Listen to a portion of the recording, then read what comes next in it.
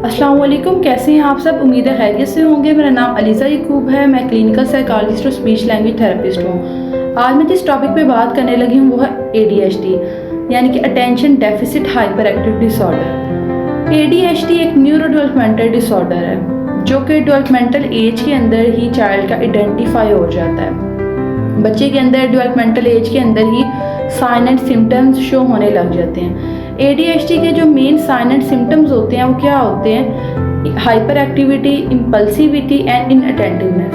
Main ये 3 symptoms होते हैं। इन अटेंशन जैसे कि बच्चा किसी काम के ऊपर फोकस नहीं कर पा रहा होता, बहुत जल्दी डिस्ट्रैक्ट हो जाता है। हाइपर एक्टिव की एक जगह पे उससे टिक के बैठा नहीं जा रहा होता, उछल कूद कर रहा होता है, बहुत ज़्यादा हाइपर होता है, जंपिंग कर रहा होता है। इम्पल्सिविटी के बच्चे से अपनी टर्न का वेट नहीं होता, वेटिंग का कॉन्सेप्ट नहीं होता बच्चे का। ये कुछ साइन एंड सिम्टम्स होते हैं जो ADHD के बच्चों के अंदर मौजूद होते हैं। इसके अलावा ADHD के बच्चे अपने टास्क को फुलफ़िल नहीं कर पा रहे होते, टीचर्स की कमांड को फॉलो नहीं कर पा रहे होते, अपनी जो डेली रूटीन है उसको वो कंप्लीट नहीं कर पा रहे होते, अपने टास्क को कंप्लीट नहीं कर पा रहे होते, उनसे प्लानिंग नहीं की जा रही होती, अपने वर्क को वो ऑर्गेनाइज नहीं कर पा रहे होते। अब हम देख लेते हैं कि ADHD की रीज़न्स क्या होती हैं, क्या वजूहात होती हैं जिसकी वजह से बच्चे को ADHD होने के चांसेस ज़्यादा होते हैं, या क्या वजूहात है, किन वजूहात की बिना के ऊपर बच्चे को ADHD होता है। उसमें बायोलॉजिकल फैक्टर्स होते हैं, इन्वायरमेंटल फैक्टर्स होते हैं, कुछ जेनेटिक फैक्टर्स होते हैं। जेनेटिक फैक्टर्स जैसे कि फैमिलीज़ के अंदर अगर कोई न्यूरो डेवलपमेंटल डिसऑर्डर चल रहा है या फैमिलीज़ के अंदर कोई प्रॉब्लम है तो वो बच्चे को आगे लीड में जाती है। उसके बाद बायोलॉजिकल फैक्टर्स जैसे कि बच्चे का ब्रेन के कुछ पार्ट्स होते हैं जिसके अंदर आ जाता है फ्रंटल लोब, जो कि नॉर्मल पर्सन की लाइफ के अंदर हमें हेल्प कर रहा होता है प्लानिंग के अंदर, ऑर्गेनाइज करने के अंदर। इसके अलावा जो है लिम्बिक सिस्टम इन बच्चों का प्रॉपर वर्क नहीं कर रहा होता। ब्रेन के कुछ पार्ट्स जो होते हैं वो प्रॉपर एक्टिव नहीं हो रहे होते, या कुछ पार्ट्स जो होते हैं वो प्रॉपर वर्क नहीं कर रहे होते। इसके अलावा जो न्यूरोकेमिकल्स होते हैं यानी कि जो ब्रेन के केमिकल्स होते हैं, डोपामिन, इनकी जो मिकदार होती है वो भी इम्बैलेंस होती है, जिसकी वजह से बच्चे में ADHD के चांसेस होते हैं और ADHD बच्चे को होता है। इसके अलावा कुछ इन्वायरमेंटल फैक्टर्स होते हैं। ड्यूरिंग प्रेगनेंसी मदर ने बहुत ज़्यादा स्ट्रेस फेस किया है, या मदर बहुत ज़्यादा स्ट्रेसफुल इन्वायरमेंट में रही है, या बच्चे की प्री मैच्योर बर्थ हुई है, तो ये कुछ फैक्टर्स होते हैं जो ADHD के होने के चांसेस में अपना अहम रोल प्ले करते हैं। डेवलपमेंटल एज के अंदर ही बच्चे के अंदर ये ADHD के साइन एंड सिम्टम्स शो होने शुरू हो जाते हैं। यानी कि अगर बच्चा प्री स्कूल के अंदर है तो वो उछल कूद कर रहा होता है, टिक के बैठ नहीं रहा होता, बात को फॉलो नहीं कर रहा होता। अगर बच्चा जो है वो स्कूल में जाता है तो वहाँ पे वो टीचर की कमांड को फुलफिल नहीं कर रहा होता, इसके अलावा अपने टास्क को कंप्लीट नहीं कर रहा होता, दूसरे बच्चों के साथ जो है वो मिलके कोई एक्टिविटी प्ले नहीं कर रहा होता, उसके अंदर टर्न टेकिंग नहीं होती, वेटिंग का कॉन्सेप्ट नहीं होता, जहाँ से बच्चे को इश्यूज़ का सामना करना पड़ता है। ऐसे ही अगर हम एडोलेसेंस और एडल्टहुड की एज में जाते हैं कि अगर बच्चा चाइल्डहुड में ही या जो है वो उसकी डेवलपमेंटल एज वहाँ पे बच्चा मैनेज नहीं होता तो उसके जो साइन एंड सिम्टम्स है वो आगे एडल्टहुड एज के अंदर, एडोलेसेंस एज के अंदर भी जाते हैं। उसके अंदर जैसे कि बच्चे हैं वो अपने टास्क को फुलफ़िल नहीं कर पा रहे होते, प्लानिंग नहीं कर पा रहे होते, अपने जो है वो गोल्स हैं उनको ऑर्गेनाइज नहीं कर पा रहे होते, अपने रिलेशनशिप जो है उनके या जो रिलेशंस हैं उन्हें वो प्रॉपर्ली मैनेज करके नहीं चल पा रहे होते। ये उन्हें एडल्टहुड एज के अंदर, एडोलेसेंस एज के अंदर उन्हें इन मसाइल का सामना करना पड़ता है अगर ADHD जो है वो चाइल्डहुड के अंदर ही मैनेज ना हो जाए। अब जैसे कि हम डिस्कस कर चुके हैं कि ADHD के साइन सिम्टम्स क्या होते हैं, जो कि 3 मैंने मेन आपको बता दिए हैं कि हाइपर एक्टिव, इम्पल्सिव और इनअटेंटिवनेस।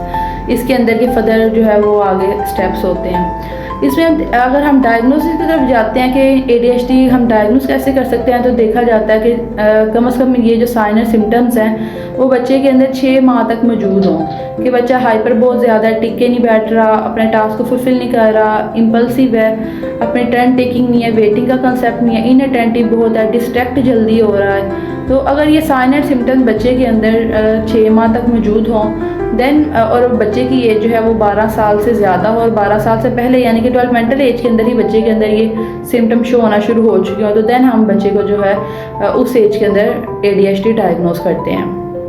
ADHD को डायग्नोज जो है वो एक ऑथेंटिक टेस्ट के ज़रिए किया जाता है। इसके अलावा देखा जाता है कि बच्चे की जो फंक्शनिंग है वो ऑल ओवर ख़राब है या सिर्फ घर में ख़राब है। यानी कि क्या ये जो बच्चा है उसके साइन एंड सिम्टम्स वो घर में भी दिखा रहा है, स्कूल में भी शो कर रहा है, यानी कि हर जगह पे उसके ये साइन एंड सिम्टम्स आ रहे हैं, या कि कोई एक स्पेसिफिक जगह है। उसके लिए ADHD डायग्नोज बच्चे को तब होता है कि जब उसके ये साइन एंड सिम्टम वो हर जगह पे शो कर रहा हो।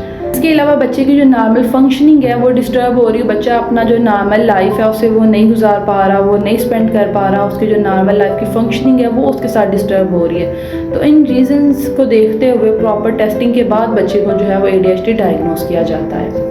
अब हम डिस्कस कर चुके हैं कि ADHD के साइन एंड सिम्टम्स क्या होते हैं, पीछे की रीज़न्स क्या होती हैं, क्या वजूहात बनती हैं ADHD के होने में, इसके अलावा बच्चे को डायग्नोस कैसे किया जाता है। अब हम देख लेते हैं कि ADHD के बच्चे को मैनेज हम किस तरह से कर सकते हैं, क्योंकि अगर हम अर्ली इंटरवेंशन नहीं करते और बच्चे के अंदर ये साइन एंड सिम्टम्स दे के हम थेरेपी बच्चे की नहीं करवाते, तो अगर बच्चा चाइल्डहुड एज के अंदर या पहले बच्चा अगर मैनेजेबल नहीं होता तो देन बच्चे को अडल्टहुड एज के अंदर भी ये डिसऑर्डर जो है वो जाता है और उसके साइन एंड सिम्टम्स आते हैं।